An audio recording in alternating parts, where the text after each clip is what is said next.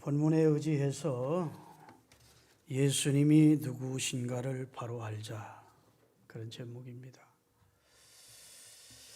히브리서 강의 4번째 시간인데 오늘 본문 1절에 보면 예수를 깊이 생각하라, 그런 말씀이 기록되어 있습니다.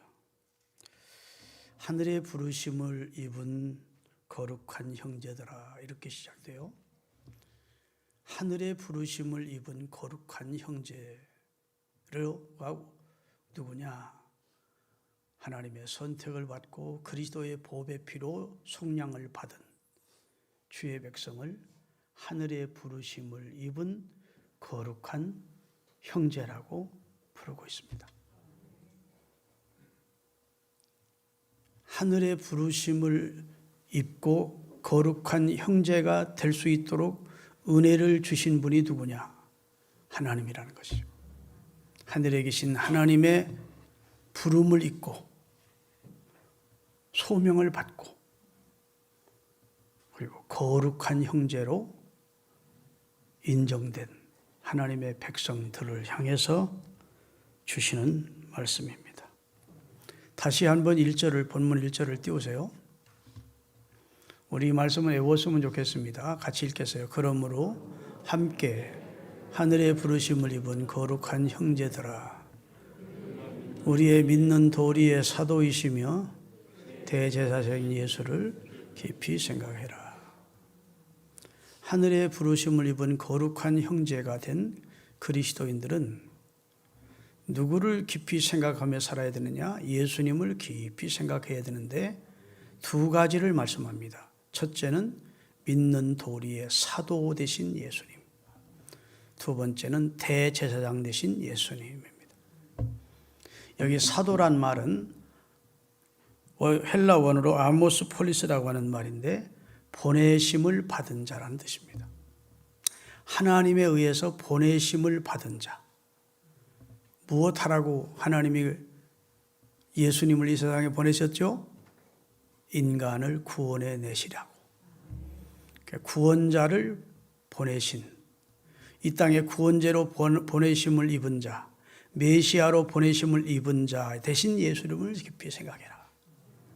오셔서 우리 죄를 속량하기 위하여 친히 자신의 몸을 가지고 영원한 속죄소에 들어가서 친히 그가 제사장으로 영원한 인류의 죄를 정결케 하는 일을 이루어 주신, 우리 죄를 담당하시고 우리를 정결케 하신 예수님을 깊이 생각해라. 두 가지인데 뭐라고요? 하나님이 구원자로 보내신 예수를 생각해라. 두 번째, 우리 죄를 속량하기 위하여 친히 제물이 되어 물과 피를 다 쏟고 우리를 위해 영원한 속죄를 단번에 이루어 주신, 우리를 깨끗게 해주신, 우리를 구원해 주신 대제사장 예수를 생각해라. 이렇게 말씀하고 있습니다. 할렐루야. 한마디로 말해서 예수님을 생각하라는데 예수님이 누구신지를 말씀하고 있는 거예요. 예수님이 누구시냐? 하나님이 보내신 메시아. 무엇 해주셨느냐? 무엇하러 오셨느냐? 우리 죄를 친히 담당하시고 우리 죄를 정결케 하시는 속죄 사역을 감당해 주신 분이 예수님이십니다. 믿습니까? 그래서 두 가지를 확실히 믿어야 돼요. 예수님을 생각할 때 예수님은 하나님이 날 구원하러 보내신 메시아, 그리고 내가 죽을 대신 친히 그가 내 죄를 대신 지시고 물과 피를 쏟으시고 영원한 속죄의 제사를 단번에 드리신 영원한 대제사장 예수요. 이 사실을 분명히 고백하는 사람들이 하나님의 부르심을 입은 거룩한 형제가 되는 겁니다. 교회를 다닌다고 거룩한 형제가 아니에요. 성경엔 교회를 다니면 구원해 주겠다는 말씀이 성경에 한 절도 못 찾아. 없어요. 누구든지 주의 이름을 불러야 구원을 얻어요. 주의 이름을 부르는데 어떻게 주의 이름을 불러야 되느냐? 예수님은 나를 구원해 주러 이 세상에 오신 분. 그리고 내 죄를 담당하시고 십자가에 돌아가심으로 나를 죄와 사망에서 건져내신 분, 그것이 사도와 대제사장의 역할을 감당해 주신 분이라고 고백을 하고 그렇게 믿을 때 하늘의 부르심을 입은 거룩한 백성이 된 것입니다. 이거 누구나 이렇게 고백할 수 있는 것이 아니에요. 예수가 무슨 구주야. 예수가 인류의 4대 성인이라면 인정을 하지만 예수님이 무슨 구주라고 할 수 있어. 예수님이 무슨 메시아야. 예수님의 죽음은 무슨 의미가 있어. 돼지의 피나 예수의 피나 똑같이 있다고 소리를 하는 신학자도 있었다고요. 그렇습니까, 여러분? 그렇게 믿으면 구원 못 받습니다. 할렐루야. 예수님에 대한 분명한 고백을 해야 돼요. 예수님이 누구시냐? 주는 그리스도시요. 나를 위해서 하나님은 그리스도요. 살아계신 하나님의 아들입니다. 그랬을 때 그 고백을 예수님이 들으시고 네가 천국 열쇠를 받았다. 네가 그런 고백을 할 수 있었던 것은 하나님이 성령으로 너를 감동시킨 것이다. 에베소 2장 8절에 보면 너희가 그 은혜를 인하여 믿음으로 말미암아 구원을 얻었는데 이 믿음을 내게 주신 이는 하나님이다. 믿습니까? 혈육에서 난 것이 아니래요. 예수님이 누구시냐? 예수님이 인류의 4대 성이라고 믿는 사람은 멍청한 사람입니다. 예수님은 하나님이시든지 그렇지 않으면 시대의 최대 인류 역사에 있었던 최대 사기꾼입니다. 지금 하나님이 아니면서 하나님이라고 그러고 세상을 창조되기 전부터 나는 원래부터 상고의 태초라고 그러고 우리와 똑같은 인간이었다면 그분이 사기친 것은 이 세상에 그렇게 사기친 사람은 없어요. 십자가에 달려 죽으면서 이제 내일을 알 수 없는 한 인간이었다면 그러면 한편에서 죽어가면서 구원을 부탁하는 강도에게 오늘 내가 나와 함께 낙원에 있을 것이다. 그거 사람으로서는 할 수 없는 말입니다. 영혼의 주인 되시는 그분이기에 할 수 있는 고백이에요. 예수님을 우리 하나님이 보내신 성자 하나님, 인류의 구원자로 믿느냐, 그렇다면 시대의 사기꾼으로 믿느냐, 둘 중에 하나지. 예수님을 4대 성이라고 보는 것 자체가 틀린 거예요. 여러분은 선택을 하셔야 됩니다. 예수님은 하나님께서 보내신 메시아, 그리고 죄값으로 멸망한 나를 대신하여 십자가에 달려 죽으시고 나를 위해 영원한 속죄를 드려주신, 그리고 나를 죄를 정결케 해주신 영원한 대제사장 이라고 신앙 고백을 해야 구원받습니다. 할렐루야. 그런 사람이 하늘의 부르심을 받은 거룩한 백성이 되는 것이죠. 이런 신앙 고백 위에 그리스도인이 세워져야 되는 겁니다. 믿습니까? 김동길 박사가 예수는 누구신가? 여러분 김동길 박사 아시죠? 90세가 넘으신 연세대학교 명예총장도 되시고 대단한 우리나라의 지성인인데 그분이 예수는 누구신가? 예수는 하나님의 아들이시고 우리의 구세주라는 겁니다. 이에서 더하거나 하나 뺄 수 없다는 겁니다. 예수님은 사기꾼이 아니면 구주인데 예수님은 사기꾼일 수는 없다는 겁니다. 할렐루야. 그분은 하나님의 아들이라는 거예요. 그래서 가는 곳곳마다 가는 나라마다 어디 가는 나라에서든지 어떤 학술 자리에 가든지 예수님을 증거하며 자기는 살았다는 겁니다. 할렐루야. 오늘날 기독교 내에서는 이 땅에 세워진 모든 교회는 무조건 하나다. 같은 형제다. 예수님을 어떻게 믿는지 가지고 따지지 말자. 교리가 좀 다르면 어떠냐? 그저 예수를 믿는다는 사실만 같으면 그러면 다른 논리가 무슨 필요 있느냐? 응? 십자가가 세워져 있고 교회 건물이 있고 예수를 믿는다고 하면 다 합치자, 일치하자, 연합하자. 그럴듯한 말로 진리와 비진리가 섞이자고 주장하는 그런 일치주의자들이 있습니다. 절대로 그럴 수 없습니다. 예수도 믿고 마리아도 믿고 예수도 믿고 천사도 믿고 예수도 믿고 다른 종교도 믿고 그럴 수는 없어요. 하나님이 그렇게 말씀하신 적이 없어요. 예수를 믿어도 두 가지를 확실하게 고백해야 돼요. 예수님은 하나님이 보내신 믿는 도리의 사도 곧 그리스도시고 구원자시고, 복음서에 그것을 계속 말씀하잖아요. 마태, 마가, 누가, 요한복음에 나를 보내시는 아버지시다. 나를 보내신 아버지께서 나를 보내시니까 아버지라고 계속 예수님은 말씀하세요.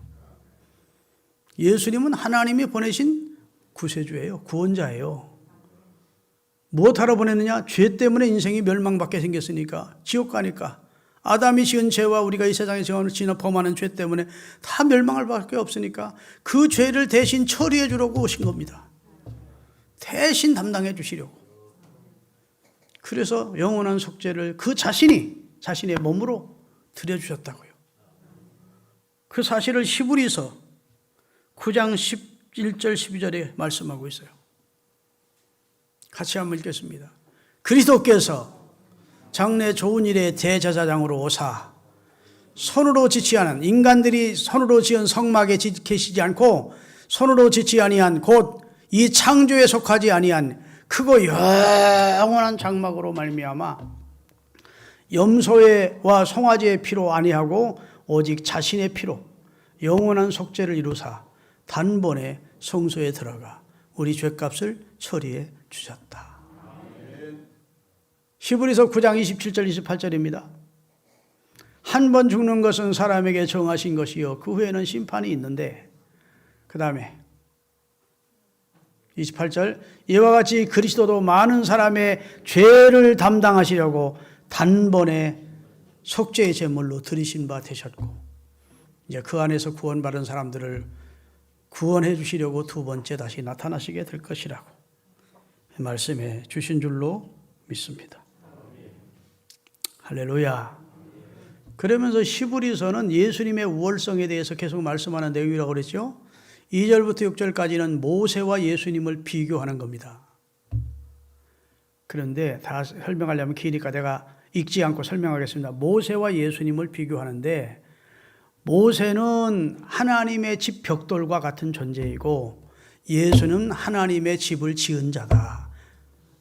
세상을 지은 자가 4절에 보니까 천지를 만분을 지은 자가 하나님이시다. 집마다 지은 자가 있는데 천지를 지으신 분은 여호와시다. 그 성삼위 하나님이 천지 창조자라 그 말입니다. 그러면 모세는 그 집, 하나님이 지으신 집, 이 우주 가운데 일부분의 한 벽돌이나 작은 돌에명에 지나지 않는다는 겁니다. 예수님은 집을 지은 분이고, 인격으로 치면 모세는 하나님의 집에서 일한 사환이고 이 종이고, 예수님은 그 집의 주인의 아들이라는 겁니다.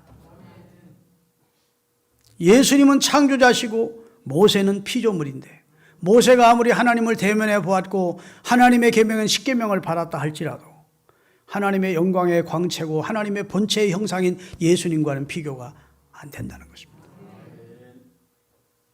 지음받은 자와 지은 이가 어찌 동일할 수 있고, 그 집의 사환과 그 집 주인의 아들과 어떻게 동일할 수 있느냐. 모세가 아무리 하나님의 집에서 충성했어도 예수님의 충성 같지 않다. 예수님은 충성하지 않아도 되는 겁니다. 하나님의 아들로서 영광과 존귀만 받으셔도 되는데 자기를 비워 종의 형체를 입고 굳이 안 하셔도 되는 자기 희생을 통해서 인류를 구원하는 일을 해내시는 충성을 하시고 하나님의 보좌 앞에 앉으셨대. 그러니 모세가 한 일과 예수님이 한 일이 게임이 안 된다. 아멘. 이 신앙, 예수님이 우리의 구원자시고 예수님이 교회의 주인이시고 예수님의 교회의 머리라고 하는 이 확신을 가진 자는 다 따라합시다. 하나님의 집이라. 6절을 띄우겠어요. 6절. 본문 6절입니다. 그리스도는 그의 집 맡은 아들로서 충성하였으니 우리가 소망의 담대함과 자랑을 끝까지 견고히 잡으면 그의 집이라. 그의 집이라는 말, 그의 교회가 된다는 겁니다. 그래서 예수 그리스도가 하나님이 보내신 메시아이고 그분이 나의 죄를 대속해 준 분이라는 사실을 믿는 사람들의 모임이 하나님의 집이에요. 이것이 교회입니다. 그래서 참된 신앙을 가진 사람은 교회 중심 신앙생활을 아니할 수가 없는 거예요. 그래서 우리가 사도신경을 고백하는데 7가지 고백하는데 제일 가운데 토막에 거룩한 공회와 성도가 서로 교통하는 것을 믿습니다. 라고 고백을 하는 겁니다. 전능하사 천지를 창조한 하나님, 그 외아들 예수 성령을 믿습니다 해놓고 거룩한 공교회, 이 땅의 교회가 중요하다. 그 교회는 주님이 하나님의 집으로 세운 교회고 그 안에 속해 있는 성도들이 서로 교통하며 권면하고 붙들어주고 위로하고 함께 기도하고 이렇게 사는 것이 얼마나 중요하다는 사실을 나는 믿습니다라고 신앙 고백할 때마다 우리가 고백을 드리는 것은 거룩한 공교회와 성도가 서로 교통해야 된다는 사실의 중요한 의미에 대해서 우리가 함께 신앙 고백을 하는 것입니다. 자, 예수님은 우리 믿는 도리의 사도입니다. 하나님이 보내신 구원자입니다. 그 구원자를 깊이 생각하십니다. 묵상하며 그분이 얼마나 나를 위해서 큰 일을 행하셨는지를 상고하며 고마워하며 찬양하며 살아야 돼요. 두 번째, 대제사장 대신 그래서 내 죄를 단번에 속량해 주신 예수님을 깊이 생각하래요. 여러분, 이스라엘의 대제사장은 1년에 딱 한 번 지성소라고 하는 성소와 지성소 사이를 휘장으로 가로막고 있는 지성소 안으로 들어갔습니다.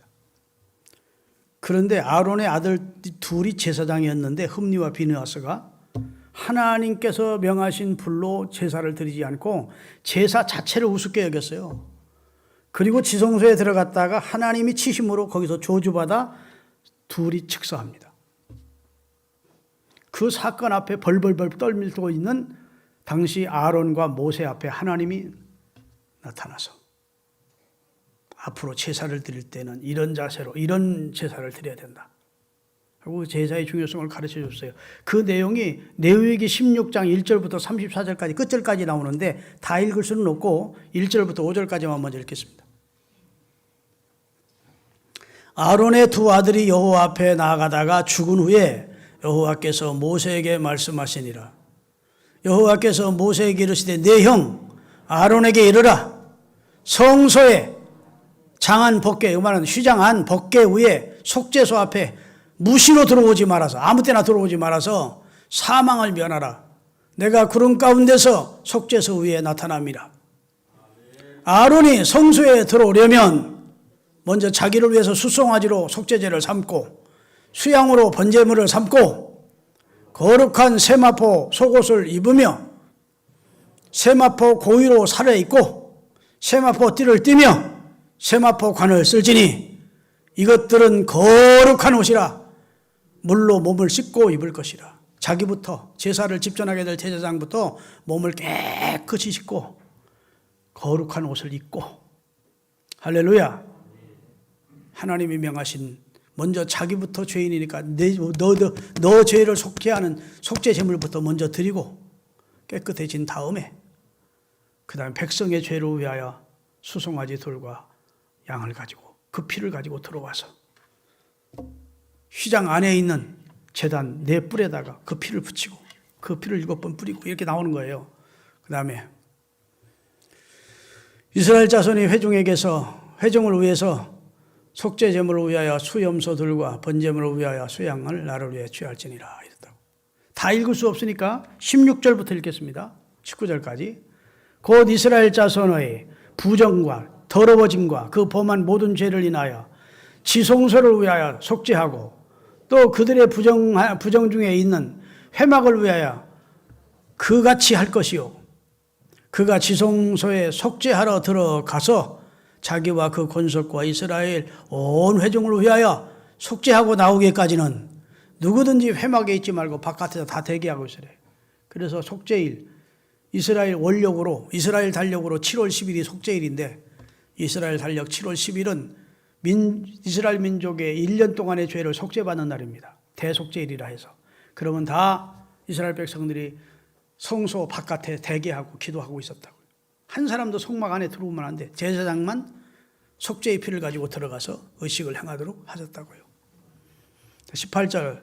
그는 여호와 앞 단으로 나아가 그 앞에 속죄할지니 곧 송아지의 피우 염소의 피를 취하여 번제단 네 귀퉁이야. 번제단이 아니고 저 법궤 네 귀퉁이에 바르고 그다음에 또 손가락으로 그 피를 그 위에 7번 뿌려 이스라엘 자손의 을 부정해서 단을 성결케 할 것이요. 그 다음에 이제 마지막 한 부분만 더 읽읍시다. 16장 30절. 이날에 너희를 위하여 속죄하여 너희로 정결케 하리니 너희 모든 죄에서 너희가 여호와 앞에 정결케 되리라. 그래서 속죄제를 잘 마치고 성소 밖으로 나와서 대제사장이 여러분들의 죄 1년 동안의 죄를 하나님께서 용서하셨습니다. 그러면 백성들이 감사하며 할렐루야를 부르며 그게 이제 이스라엘은 1년에 1차씩 속죄일을 정해서 한시적으로 1년 동안만 속죄받는 거라고요. 그런데 하나님의 아들은 그렇게 하지 않고 염소와 송아지 피로 하지 않고 자기 피로, 그 거룩한 자기 피로 성소에 들어가지 않고 사람이 지은 성막에 들어가서 속죄의 제물을 드린 게 하늘과 땅 사이에 영원한 하나님의 곳에서 자기 피로 영원한 속죄제를 이루어 우리 죄를 단번에 일시적으로 다 처리해 주셨다. 그래서 이제는 짐승의 피를 가지고 구약식으로 제사 드릴 피가 없게 구약시대의 제사법을 끝내신 거예요. 그렇게 해주신 예수님을 깊이 생각하래요. 내 죽을 대신 죽어주신 내 아픔, 내 고통, 내 피 흘리고 내 물과 피를 쏟을 내 대신 그 고통을 당해 주시면서 나를 속량해 주신 대제사장 되신 예수를 깊이 생각해라. 할렐루야. 그 다음에 이제 7절부터 14절까지 같이 읽겠습니다. 우리 마음을 강팍해 해서는 안 돼요. 안 된다고 하십니다. 그러므로 성령이 이르신 바와 같이 오늘날 너희가 그의 음성을 듣거든. 오늘날입니다. 오늘날 너희가 그의 음성을 듣거든. 오늘 이 시간 하나님의 말씀을 듣는 시간 오늘날 너희가 그의 음성을 듣거든. 노하심을 격동하여 광야에서 시험하던 너희 조상들처럼 마음을 강팍하게 하지 마라. 거기서 너희 열조가 나를 시험하여 증언하고 40년 동안의 나의 행사를 보았느니라. 그러므로 내가 이 세대를 노하여 가로되 저희가 항상 마음이 미혹되어 내 길을 알지 못하는도다 하였고 내가 노하여 맹세한 바와 같이 저희는 내 안식 가나안에 들어가지 못하리라 하였으니 형제들아 너희가 삼가 너희 중에 누구든지 믿지 아니하는 악심을 품고 강팍한 마음을 품고 살아계신 하나님에게서 떨어지지 않을까 염려하라. 떨어질까 염려하라. 그 다음에 13절입니다. 오직 다시 오늘이라 일컫는 동안에 매일 피차 권면하여 너희 중에 누구든지 죄의 유혹으로부터 마음이 강팍해지는 것을 면하라. 우리가 시작할 때 확실한 것을 끝까지 견고히 잡으면 그리스도와 함께 영원한 천국에 참여하는 자가 될 것이다. 여러분 오늘이라 일컫는 동안에 오늘이라 일컫는 동안 하나님의 말씀이 들려지는 오늘 마음을 강팍해 하지 말아요. 괜히 하나님의 말씀 앞에 반항심을 가지지 말아요. 무슨 그래요? 쓸데없는 말씀하시네. 이런 마음 가지지 말아요. 그러면 그리스도에게서 점점 그 심령이 떨어지게 된다는 겁니다. 하나님의 말씀 앞에는 다 아멘 해야 합니다. 아멘. 옳은 말씀입니다. 진리입니다. 아멘입니다. 이렇게 말씀을 받아야지 얼마든지 그리스도 안에서 얘기하는 말씀을 아니요 하면 안 된다는 것이죠. 길바닥처럼 딱딱해져서 그래서 말씀이 씨가 뿌리를 내리는 강팍한 심령이 되면 안 된다고 말씀을 하고 있습니다. 너희 중에라는 말씀을 하고 있는데 이것은 히브리서를 받는 같은 교인들을 향해서 하는 말입니다. 불신자를 향해서 하는 말이 아니에요. 너희 중에 그 말이에요. 오직 오늘이라 일컫는 동안 매일 피차 권면하래요. 권면하래. 혹 시험 당하는 성도, 강팍해진 성도가 있거든 내버려 두지 말고 방치하지 말고 권면하래. 그러면 안 돼, 집사님. 이 시험을 이겨내셔야 됩니다. 마음을 강팍해 하면 안 됩니다. 이렇게 피차 권면하라고, 그래서 강팍해됨을 면하라고 말씀하고 있어요. 하나님의 말씀과 설교 그리고 성도의 권면에 귀를 기울이는 복 있는 성도들이 다 되시기를 바랍니다. 성도끼리의 권면이 때로는 목사의 설교보다 더 효과적일 수가 있어요. 절친하게 지내던 교우 사이에 정말 그 영혼을 사랑하고 아끼는 마음으로 권면을 해줄 때 목사가 설교하는 것보다 더 효과가 나타날 수가 있다고. 서로 위로하고 격려하고 권면하고 책망할 것이면 책망하고 말씀으로 붙들어주면 장차 오는 멸망을 면케해 주는 것이 서로 권면해 주는 겁니다. 아멘. 성도끼리의 권면은 굉장히 중요한 거예요. 믿으십니까? 여러분 14절에 보면 우리가 시작할 때 이랬어요. 우리가 시작할 때 그 말은 처음 믿을 때 그 말이고, 확실한 것이란 말은 기초적이며 불변하는 복음을 말합니다. 처음 믿을 때 확실하고 기초적인 복음을 굳게 잡으래. 다시 말해서 성도가 서로 권면을 할 때 신학적인 지식이나 교리에 능통해야만 권면할 수 있는 것이 아니라는 겁니다.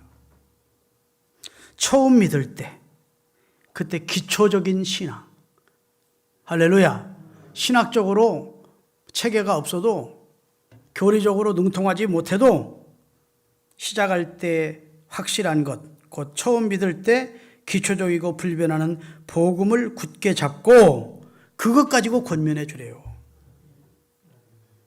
예수님을 처음 믿을 때 배웠던 기본 교리와 기초적인 성경 지식만 가지고도 얼마든지 권면할 수 있습니다. 할렐루야. 예수 믿는 것은 천당 가고 영생 얻고 구원을 받기 위해서 믿는 것인데 세상살이가 좀 어렵다고 믿음 생활 등한히 할 수 있습니까? 말씀을 거부할 수 있습니까, 집사님? 그러면 안 됩니다. 예수 그리스도를 주로 믿는 것은 구원받고 영생 얻고 천국 가기 위한 것인데 사람 좀 보기 싫은 사람이 교회에 있다고 신앙생활 안 할 수 있습니까, 집사님? 얼마든지 권할 수 있습니다. 우리 다 다시 이렇게 예수 이름으로 일어나서 열심히 신앙생활 하십시다. 이렇게 권하는 것은 그리스도인들끼리 얼마든지 피차 권면이 가능하다고요. 교육자들이 권면하는 권면도 심오한 진리를 가르쳐 주려는 것이 아니고 주일 예배에 빠지지 말고 참석해서 은혜를 받으세요. 예수 믿고 구원받는 믿음에서 흔들리지 마세요. 물질적으로 어려운 성도가 있으면 하나님 앞에 물질 축복받으려면 바른 11조 생활을 하셔야 됩니다. 기도 생활 꾸준히 하시면 놀라운 은혜와 하나님의 능력을 체험하게 됩니다. 이거 다 기초적인 거라고. 그런 기초적인 내용으로 권면하면 혹시 강팍한 마음이 들려 하다가도 이러면 안 되지 하고 신앙으로 굳게 서서 그리스도 예수의 날에 참여하는 자가 될 수 있다고 말씀하고 있는 것입니다.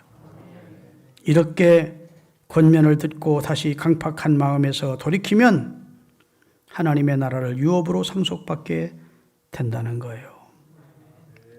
할렐루야.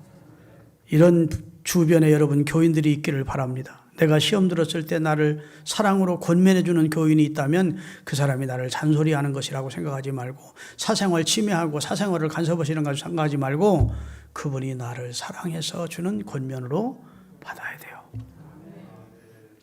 진정 예수님의 마음을 가지고 나를 바로 권면하는 그 사랑이라는 것을 잊지 마시기를 주의 이름으로 축원합니다.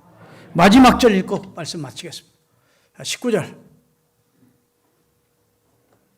다 같이 이로보건대 저희가 믿지 아니함으로. 자, 가나안 땅에 들어가지 못한 것은 결국은 믿지 아니함으로, 말씀대로 살지 않아서 구원 못 받은 게 아니고 가나안 땅 못 들어간 게 아니고 한마디로 정의하자면 믿지 않음으로 멸망받은 것이다. 로마서 1장 7절입니다. 로마서 1장 17절. 복음에는 하나님의 의가 나타나서 믿음으로 믿음에 이르게 하나니 기록된 바 오직 의인은 믿음으로 말미암아 살리라. 믿음으로 시작된 우리의 신앙의 첫걸음이 믿음으로 계속 가야 된다. 믿음에서 믿음에 이르게 한대. 믿음으로 살고 하나님의 말씀대로 행위대로 다 살아야 구원받는다고 하지 않습니다. 처음 가진 믿음을, 그 믿음을 지켜가래요. 그래서 결국은 믿음 없으면 구원 못 받는 것이고 믿음으로 구원받는 것이라.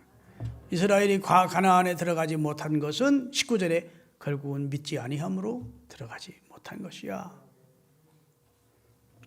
여러분, 오늘날 하나님의 말씀이 내게 들리고 있다면, 여러분이 하나님의 말씀을 들을 때 강팍하지 않고 설교 말씀이 그저 은혜로 여러분의 마음에 와 닿는다면 하나님이 아직도 나를 사랑하시고 하나님의 손으로 나를 붙들고 놓지 않고 계시다는 증거입니다. 성경과 교회를 통해서 들려지는 하나님의 말씀에 귀를 기울이며 처음 믿을 때 확실한 것을 끝까지 굳게 잡고 살아서 예수 그리스도의 영광에 함께 참여하는 신앙 가족들이 될 수 있기를 예수님의 이름으로 축원합니다. 기도하겠습니다.